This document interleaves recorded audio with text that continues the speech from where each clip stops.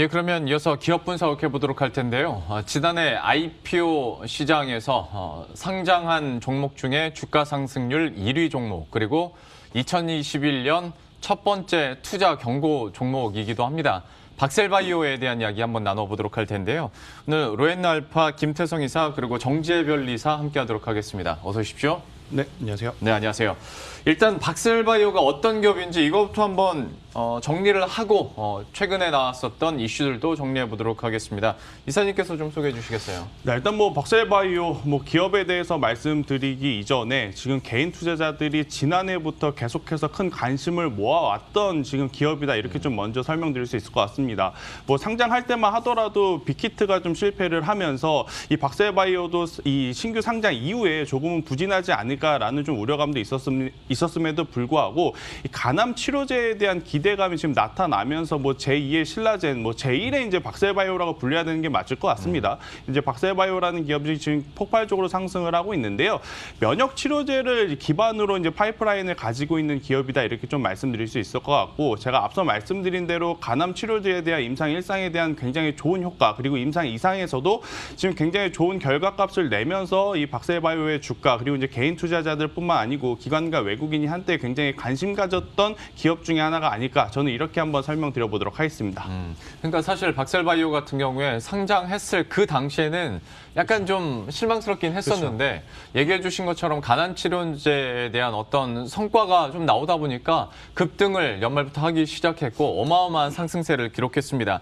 그러면 이제 그 간암 치료제에 대해서 조금 더 설명을 들어봐야 될 것 같은데, 이 박셀바이오의 간암 치료제 같은 경우에는 NK-세포, 그러니까 자연살의 세포를 이용하는 건데, 이거 말만 들으면 좀 무시무시합니다. 이거 설명해 주시겠어요? 네, 일단 박셀바이오는 항암 면역 세포 치료제 개발 전문 회사라고 하고 있는데요. 선천성 면역에 해당하는 자연살의 세포, 그리고 항원 제시 역할을 하는 수지성 세포, 그리고 적응 면역에 해당하는 T세포까지 항암 면역 세포 치료 전반을 커버한다고 할 수 있습니다. 이 중에서 박스 NK라고 하고 있는 간암 치료제 말씀드리면요.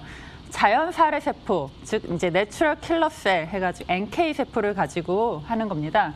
자연살의 세포는 세포 살의 활성을 특징으로 하는 선천성 림프구 세포인 거고요.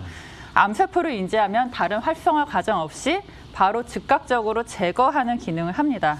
또 이런 제거 작용을 하면서 다른 면역세포를 또 자극시키는 물질을 분비를 해서 또 면역세포를 자극을 해서 암 조직 파괴를 또 촉진을 하기도 하고요. 예. 네, 그런 간암 치료용 박스 NK가 어떤 것이냐라고 하면, 간암 환자의 말초 혈액에서 단핵구를 분리하고 분리된 단핵구 세포에 항체랑 인터루킨을 처리하고 고용량으로 배양을 시켜서 얻은 자가 자연살의 세포 치료제입니다. 그래서 자가가 또 포인트인 거고요. 이 자연살의 세포는 체내에 있으면은 활성도가 낮아서 종양을 사멸시키는 효과가 떨어진다고 하는데요. 이 박셀바이오는 환자 체내의 자연살의 세포를 환자 몸 밖에서 증식시키고 또 강력해진 세포를 다시 간 종양에 주입시키는 방식으로 항암 면역 치료제를 개발을 했습니다.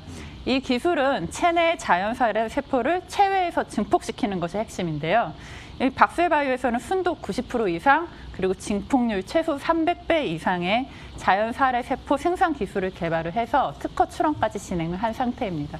박셀바이오의 간암 치료제 어떤 강점이나 기술력을 이렇게 살펴봤는데, 앞에서 김 이사께서도 얘기를 해주신 것처럼 일상에서는 효과가 나타났고 시장에서 거기에 대해서 반응을 했습니다. 임상 2상 같은 경우에는 아직 초기 단계이긴 한데 기대감은 높습니다만은, 임상이란 것 자체가 일상에서 반 걸러지고, 2상에서 또 반 걸러지고, 3상에서 반 걸러지고 하다 보면 이제 최종 성공률이 한 10% 정도밖에 안 되는 건데, 지금 상황으로서 임상 2상 좀 어떻게 괜찮게 흘러가고 있습니까? 네, 한번 지금 박스 NK 임상이 지금 임상 2상인데요. 지금 유독 다른 임상 2상에 비해서 기대감이 굉장히 높은 편입니다. 그래서 이거를 1상부터 좀 설명을 좀 이어서 드려야 될 것 같아요. 박스 NK 임상 1상이 2016년에서 2017년까지 진행이 됐습니다. 이 임상 1상이 대상이 수술이 불가능한 진행성 간암 환자 11명을 대상으로 안전성 및 유효성을 봤고요. 여기서 박스 NK 투약 후 2개월 만에 완전간에 4명이 나타났습니다.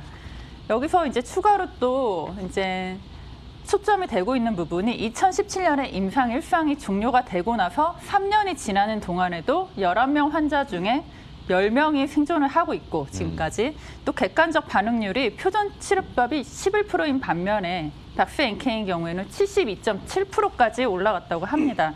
여기서 표준 치료법은 이제 수라페닙을 투여를 한 거고요. 자, 일상 결과가 이런데요. 현재 진행성 간암 환자 20명을 대상으로 해서 2019년 10월에 임상 2상을 개시해서 진행 중입니다. 그리고 이상에서는 일상과 프로토콜을 조금 다르게 했는데요. 간략히 말을 하면 박스NK 세포를 5회 투여가 추가됐습니다. 결국 투여용량이 좀 더 올라간 건데요. 이 임상 2상에서 지난 2020년 6월에 벌써 첫 환자부터 완전 간해가 나타났다고 하고 있기 때문에 예. 임상 효과가 상대적으로 좀 더 높게 잘 나타나고 있다. 그런 면에서 기대감이 좀 더 높게 나타나고 있는 걸로 보이고 있습니다. 사실 이 완전 간해라고 하는 것이 완치와는 의미가 좀 다른 거기 때문에 예. 완전 간해 판정을 받았다고 해서 뭐 재발 가능성이 없는 완전한 완치다라고 단정할 수는 좀 없는 거긴 한데요. 다만 이런 것은 좀 차치하고 현재 표준 치료법인 수라페닙을 투여한 것보다 반응률이나 다른 지표들이 일상에 이어서 이상까지도 지금 유의미하게 좀 나오고 있다라고 생각을 하고 있고 앞으로도 좀 더 계속 유의미하게 나타난다고 하면 이제 상당히 고무적일 것이다. 그런 예상이 좀 높게 나타나고 있긴 편입니다. 다만 이제 임상은 항상 끝까지 가봐야 한다라는 것인 그렇죠. 거고 하고요. 다만 이제 간암 치료제로 지금 녹십자셀에서 이제 다른 면역 세포 치료제이긴 하지만 녹십자셀에서는 어쨌든 무사히 끝까지 잘 가고 허가받은 사례도 있기 때문에 예. 박셀바이오도 좀 끝까지 지켜볼 만하다라고 이렇게 보고 있습니다. 저도 그러니까 기사 찾아보다 보니까 한 명이 약간 완치라는 단어를 썼더라고요. 근데 그거는 아니군요. 좀 다른 개념이군요. 이제 완치라고 하는 게 완전 간해가 이제 오래되면은 이제 완치라는 판정이 나올 판결을 수도 있긴 받는 하겠지만 이제 완전 간해라고 하면 사실상 암세포를 지금 보이지 않는다라는 거기 때문에 이게 보이지 않는다가 안 보여서 안 보일 수도 있고 없어서 안 보일 수도 있는 거고. 그래도 그렇기 굉장히 때문에. 유의미한 성과를 내는 거 아니겠습니까? 하다 네. 보니까 예, 임상 이상에 대해서도 기대감이 높은 상황이고 그러면 여기는 아직 이상 진행 중이니까 좀 한번 비교를 해보자면 좀 이른감이 있을 수도 있겠으나 한미약품의 넥사바와 비교를 했을 때 그러면 효능 차이가 어떻게 되는 겁니까? 네, 지금 한미약품 넥사바가 지금 한미약품은 사실 넥사바 제네릭을 처음으로 허가를 받은 거고요. 예. 오리지널로는 바이엘의 넥사바인데요. 이 넥사바가 좀 전에 말씀드린 표준치료법으로 수라페닙입니다. 그래서 이 수라페닙을 이제 잠깐 좀 더 말씀을 드리면요. 간암이 고도의 혈관성 종양이라는 점이 밝혀지면서 이제 수라페닙이 혈관 신생을 주요 타겟으로 하는 표적 치료제로 개발이 된 거고요. 진행성, 전이성 간암에서 지금 치료 제한이 돼서 지금 계속 적용이 되고 있습니다. 이제 넥사바 효과 같은 경우에는 이때 이제 임상 연구 당시에 전 세계 602명의 진행성 간세포암 환자를 대상으로 해서 위약군 대비 1년차 생존율 44%까지 높였고 아시아 환자를 대상으로 해서도 전체 생존 기간이 유의미하게 개선이 됐다라고 하면서 1차 표준 치료제로 10년 이상 사용이 되어 왔는데요. 이런 넥사바도 독성으로 인한 부작용이 보고되고 있습니다. 설명에 따르면 피부 박리나 피부 이상, 탈모 등이 있고요. 그리고 표적 치료제라서 이제 기존의 화학요법에 비해서는 부작용이 감소됐다라고 하긴 하지만 여전히 부작용을 막을 수는 없다라는 부분이 있습니다. 그럼 넥사바 대비 박셀바이오에서 개발하는 항암세포 치료제의 장점이 또 무엇이냐? 앞서 말씀드린 임상에서 반응률이 굉장히 높게 나타났다는 것도 있긴 하겠지만 예. 이 세포 치료제는 환자로부터 채취한 자가 유래 자연사례 세포입니다. 내 거이기 때문에 부작용이 좀 더 적다, 더 안전할 것이다라는 것도 하나의 포인트로 보실 수 있겠습니다. 예, 부작용 가능성도 좀 낮지 않을까라는 기대감들이 나온다는 거고 박셀바이오 그 외에 파이프라인은 또 어떻게 뭐가 있는지도 한번 정리해 주시겠어요? 네, 그럼 박셀바이오의 사업 영역은 크게 앞서 말씀드린 세포 치료제와 그리고 또 단백질 의약품으로 나누어집니다. 세포 치료제 같은 경우에는 앞서 말씀드린 간암 치료제인 박스NK 세포 치료제가 있고요. 이거 외에 수지상 세포를 이용한 다발 골수종 치료제인 박스DC가 있습니다. 이것도 임상 2상 진행 중이고요. 박스NK가 자연살상 세포가 자가 유래인 것처럼 박스DC의 수지상 세포도 자가 유래고요. 환자 자신의 세포를 이용한다는 점에서 안전성이 높다라고 하고 있습니다. 또 박스NK가 지금 간암 치료로 임상 2상을 진행하고 있는데요. 이 간암 외에도 응급 임상에서 다발골수종, 지방육종, 췌장암에서까지 완전 간해를 나타냈기 때문에 향후 적응증 확장이 가능할 것이다라고 보고 있습니다. 여기에 추가로 교모세포종 치료를 위해서 면역치료제 복합요법을 개발을 하고 있는데요. 백스 NK와 백스 DC의 복합요법입니다. 지금 이렇게 세포치료제에 관한 파이프라인에 있어서 현재 임상 진행 중인 백스 NK 간암, 그리고 백스 DC의 다발 골수전 외에 다른 암에 대해서도 확장될 가능성이 높은 것으로 보고 있고요. 단백질 의약품 파트에서는 동물 전용 항암 면역 치료제 파이프라인을 보유하고 있습니다. 반려동물도 암 발생률이 높은 것으로 나타나고 있는데요. 반려견 전용 사이토카인 항암제 박스루킨 15를 개발해서 동물 치료에 적용을 하고 있습니다. 이 동물 치료용 항암 면역 치료제는 추후 연구 개발을 조금 더 진행을 한다고 하면 인간용까지 개발을 할 수 있다는 점에서 또 하나의 확장 가능성이 있다고 볼 수 있고요. 또 추가로 개발하는 것이 항암 면역 치료제 플랫폼인데요. 박스칼티입니다. 난소암, 췌장암을 지금 대상으로 하고 있고요. 동물 모델에서 암세포 사멸 효과가 나타났다고 하고 있고 아직은 진행 단계에 있습니다. 정리하자면 박셀바이오는 면역세포 치료 전반을 커버하려는 그런 파이프라인을 구축하고 있다라고 보시면 될 것 같습니다. 박셀바이오 주요 파이프라인도 이렇게 한번 정리를 해봤고요. 실적적인 부분도 한번 설명은 들어보긴 할 텐데 박셀바이오 뭐 실적을 논할 단계는 아니긴 합니다만 앞으로의 전망은 좀 들어봐야겠습니다. 어떻게 예상이 됩니까? 네, 일단 뭐 지금 신규 상장한 지 얼마 안 된 기업이기도 하고 또 이제 더불어서 아직까지 이제 완성형의 기술이 지금 없다라는 기준으로 보면 지금 매출을 내기에 굉장히 어렵다 이렇게 보시면 될 것 같습니다. 지금 뭐 재무제표 기준상으로도 지금 매출액은 지금 0원이다 이렇게 좀 볼 수가 있을 것 같고 이제 그럼에도 불구하고 이제 R&D 지금 기술연구소 쪽으로서는 이제 계속해서 이제 비용이 발생하니 적자 기업이라고 이제 볼 수 있는 상황이 아닌가 저는 이렇게 좀 설명드릴 수 있을 것 같은데요. 일단 결국은 이 제약바이오 자체는 우리나라 이제 많은 개인 투자자분들이 굉장히 많은 관심을 갖고 있는 게 바로 기대감에 엄청난 큰 상승률을 보이는 지금 섹터이기 때문이죠. 아무래도 뭐 박셀바이오 이전의 종목들을 이야기를 해보면 뭐 HLB라든지 뭐 신라젠이라든지 그런 기업들이 보여줬다시피 결국 이제 가능성에 지금 투자를 해야 되는 그러한 상황이다 이렇게 좀 보시면 될 것 같고요. 일단 눈에 보이는 지표상으로의 지금 재무제표 실적은 아직까지는 적자가 지속된다 이렇게 좀 보시면 될 것 같습니다. 다만 이 임상이라고 하는 것 자체가 진짜 1상, 2상도 중요하지만 3상에서의 굉장히 큰 성과를 거두게 된다면 단 하루 한 번에 이 재무제표상 엄청난 큰 실적을 또 기록할 수 있는 만큼 실적적인 부분보다는 지금 우리가 계속해서 체크하고 있는 뉴스라든지 이러한 신규 소식에 조금 더 기민하게 접근을 하여야 되지 않을까 저는 이렇게 한번 말씀드려보도록 하겠습니다. 뭐 아무래도 제약바이오 업종 특징이기도 하고 특히 박셀바이오에게는 더 해당되는 그렇죠. 얘기인 것 같습니다. 더 특이할 만한 했던 게 지난 12월에 무상증자가 있었지 않습니까? 무상증자를 하면 이제 주가 가치도 희석이 되고 권리락 발생하고 하면 이제 좀 투자 심리도 주춤하기 마련인데 박셀바이오 같은 경우에는 오히려 권리락에도 불구하고 당일에 주가 방어를 해주고 이후에 날아갔잖아요. 네, 일단 뭐 그 종목들뿐만 아니고 사실 지금 우리나라 시장 자체에 대한 이야기를 좀 먼저 해보도록 할게요. 만약에 평균적인 시장이었다라고 한다면 권리락 당일날 조금 매도 물량 혹은 실망 매도 물량이 나타나면서 어느 정도의 조정이 나올 수도 있는 상황이었습니다만 지금 최근에 보면 뭐 박셀바이오뿐만 아니고 삼성전자, SK하이닉스 시총상위 우량주들까지도 지금 뭐 두 자릿수 상승 우습게 할 수 있는 그러한 시장이기 때문에 특히 이제 개인 투자자들의 유동성 물량이 급격하게 증대한 지금 하반기다 이렇게 보시면 될 것 같아요. 그러다 보니 유동성에 따른 그러한 방어적인 매수세 혹은 투기적인 매수세가 박셀바이오 이 무상증자 이후에도 권리락 이후에도 다시 한번 주가를 또 끌어당기는 그러한 모멘텀으로 작용하지 않았을까 이렇게 저는 설명드릴 수 있을 것 같고요.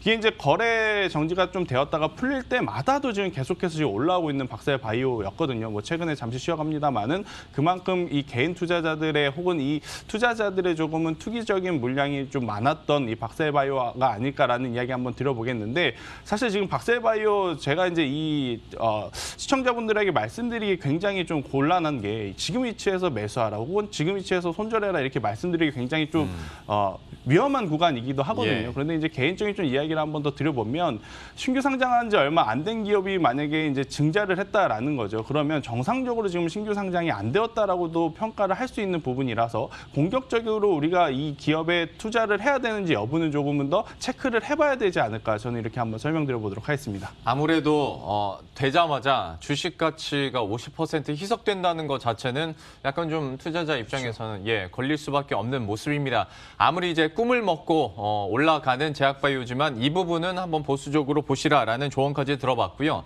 앞에서 박셀바이오에 대한 어떤 파이프라인이나 간암 치료제에 대한 효능까지도 이렇게 정재변리사에게 들었지만 또 증권가에서 보는 박셀바이오는 어떨까에 대한 궁금증도 있습니다. 여기에는 기술력도 좀 녹아 있을 테고 주가의 변동성도 어느 정도 녹아 있는 평가들이 나올 텐데 증권가 분위기는 좀 어떻습니까? 일단 뭐 증권가에서는 당연히 지금 이 종목에 대해서 강력하게 바이를 외치는 곳은 아직은 없습니다. 예. 지금 다 not rated라고 해서 아직 뭐 매수다, 매도다 이 부분에 대해서 아직 명확하지는 않고요. 일단 기업에 대한 기술력은 굉장히 좋다라고까지 지금 이제 평가를 하는 상황이고, 일단 이 부분은 전반적으로 지금 보수적으로 기업을 좀 봐야 되지 않을까. 뭐 선반영이 된 측면도 없지 않아 있죠. 이제 단기간에 너무 급격하게 올라왔다라는 게 가장 큰 문제. 그리고 이제 두 번째는 기관과 외국인의 지금 이 메이저 수급의 이 강도를 보게 되면 그렇게 또 강하지 않다라는 것이 또 한 가지 더 걸리는 그런 상황이라서 일단 긍정적으로 기술력을 평가하되 트레이딩 관점으로는 조금은 조심을 해야 되지 않을까 저는 이렇게 한번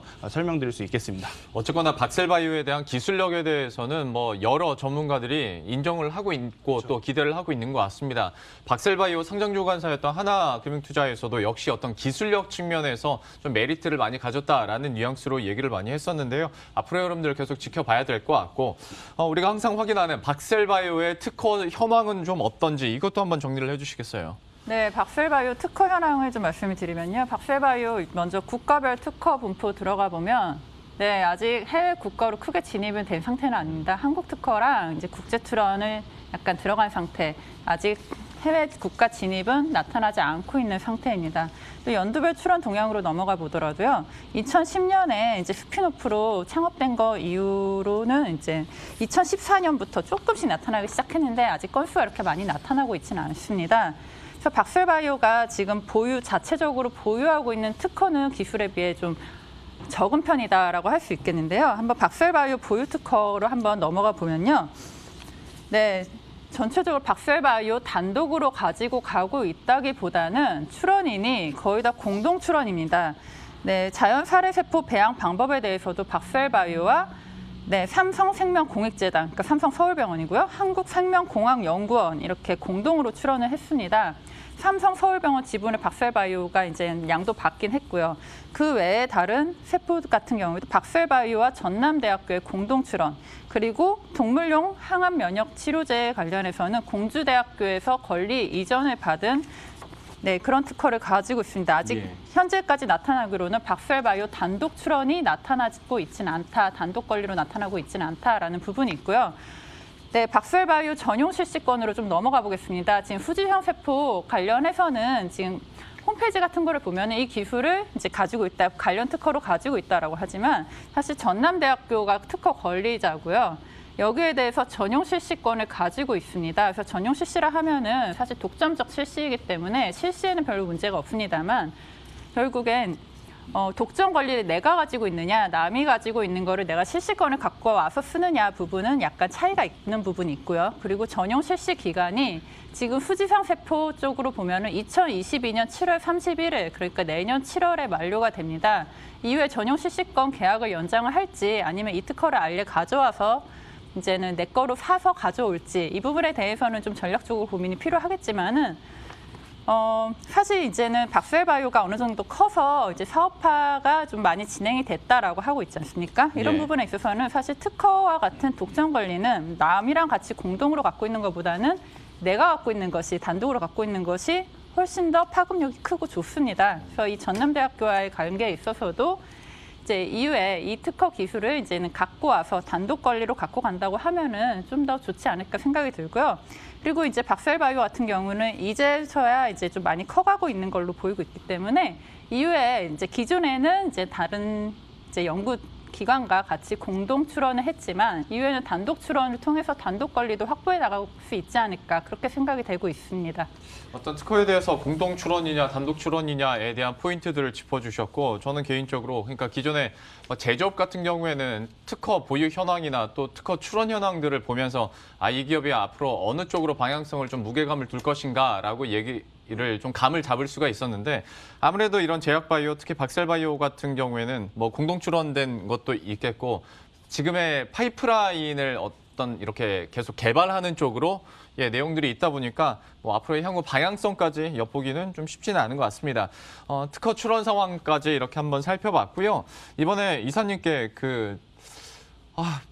안 여쭤볼 수는 없어요. 네. 주가에 대한 전망들을 봐야 될 텐데 이게 워낙 변동성도 커졌고 투자 경고 종목으로 지정이 되기도 했었고 근데 뭐 시장이 시장이기 때문에 뭐 풀리면 급등하고 뭐 이렇습니다. 좀 어떻게 보세요? 앞으로의 향후 전망들. 네, 일단 이런 변동성이 큰 기업일수록 조금 더 간단하게 접근을 해야 되지 않을까 싶습니다. 일단은 신규로 이제 진입하기에는 저는 굉장히 위험하다 생각이 들고 역시나 이제 보유자의 영역 관점에서 한번 말씀을 드려보게 되면 지금 뭐 보유하고 계신 분들 대다수가 또 수익권이시겠지만 또 아니신 분들도 굉장히 많으실 것 같아요.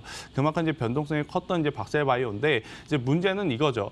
예전 이제 대다수 이제 제약바이오가 그러했듯이 한 번에 이제 막 치고 가다가 또 밀리기 시작하면 엄청나게 또 대량 투매 물량이 나타나면서 조정도 깊게 나오는 그러한 상황이기에 저는 이제 기술적으로 좀 기계적으로 대응해야 되지 않을까 싶어요. 지금 뭐 일봉상 이미 뭐 10,000원이었던 주가가 단기간에 30만 원 근처까지 올라온 상황에 주봉을 보게 되면 5일선인 뭐 15만 원 혹은 16만 원 선까지 기술적으로 충분히 밀릴 수도 있는 상황이 되지 않을까 저는 싶은데 만약에 이 15만 원이라고 하는 심리적인 마지노선이 이탈이 되게 되면 가격적으로는 조금 더 깊게 내려올 가능성이 높지 않을까 싶어서 저는 15만 원 이탈 시에 보유자분들은 수익 실현을 하시든지 아니면 손절을 하시는 게 더 좋은 전략이 되지 않을까 싶고 만약에 이제 재차 매수를 하시거나 지금까지 이제 매수를 못 하셨는데 박셀바이오 지금 계속 좋다고 하니까 나도 한번 매수를 해볼까라고 생각이 드신 분들은요.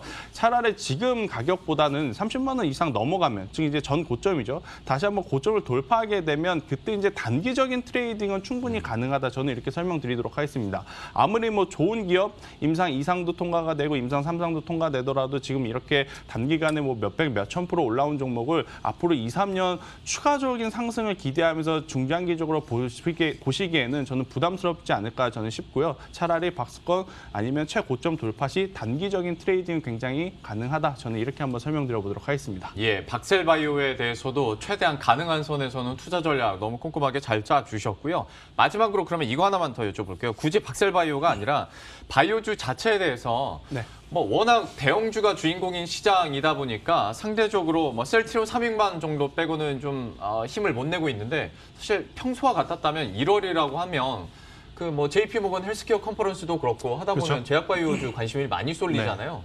뭐 몇몇 기사들이나 아니면 증권사 전망들을 보면 그래도 1월에 다시 한번 좀 힘내지 않을까라는 기대감들은 있던데 제약바이오 업계에 대해서는 투자 의견 어떻게 가지고 계십니까? 일단 저도 뭐 돌아가면서 선순환매가 나올 가능성 굉장히 높다 이렇게 보는 전문가 중에 이제 한 명이다 이렇게 말씀 한번 드려보도록 하겠고요. 사실 이제 지금 시장 같은 경우에는 전기전자, 반도체, IT가 지금 너무 워낙 강세로 지금 밀고 올라오다 보니까 제약바이오들이 아직까지는 힘을 크게 이제 내지 못하는 상황입니다. 뭐 그 안에서 결국 이제 또 견고한 모습을 보여주고 있는 게 셀트리온 그룹주 혹은 삼성바이오로직스 이러한 기업들이 되지 않을까 싶은데 일단 이제 이 제약바이오들 안에서도 순환매가 나타날 가능성이 굉장히 높죠. 예전에 만약에 제약바이오가 올라갔을 때 대다수의 종목들이 그냥 제약바이오와 연관이 있다 그러면 올라갔다면 그렇죠. 이제 앞으로는 기술력이 있거나 혹은 기술 수출을 했거나 혹은 실적이 나오는 기업들 위주로의 선별적인 모습이 나타나지 않을까 저는 이런 생각이 들고 있고요.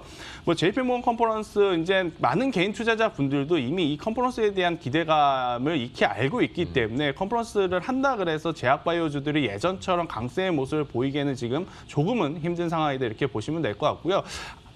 개인 투자자분들 중에 혹은 시청자분들 중에 제약바이오에 좀 관심 있으신 분들 같은 경우에는 기업이 가지고 있는 기술력의 타당성을 좀 체크를 하시면서 투자를 하시는 게 저는 더 좋지 않을까 저는 이렇게 한번 설명드리겠고 또 이제 단기적으로 테마적으로 만약에 움직인다 그러면 우리나라는 아직 코로나 백신 접종이 시작되지 않았죠. 이제 백신 이 접종이 시작되게 되면 또 관련주는 한 번 더 들썩일 가능성이 굉장히 높지 않을까 저는 이렇게 한번 설명드려보도록 하겠습니다. 그러니까 보면 확실히 개인 투자자들이 똑똑해졌어요. 그렇죠. 하다 보니까 제약바이오라고 해서 다 오르는 것도 아니고 맞아요. 실적 중심으로 오르고 JP모건 헬스케어 컨퍼런스 열린다고 해서 다 오르는 게 아니라 실제 수혜주가 어디 있을까 공부하는 개미들이 있다 보니까 여기에 대해서도 여러분들 투자 의견에 잘 녹여내시라 제약바이오주 투자 전략에 대한 부분 조언까지 들어봤습니다.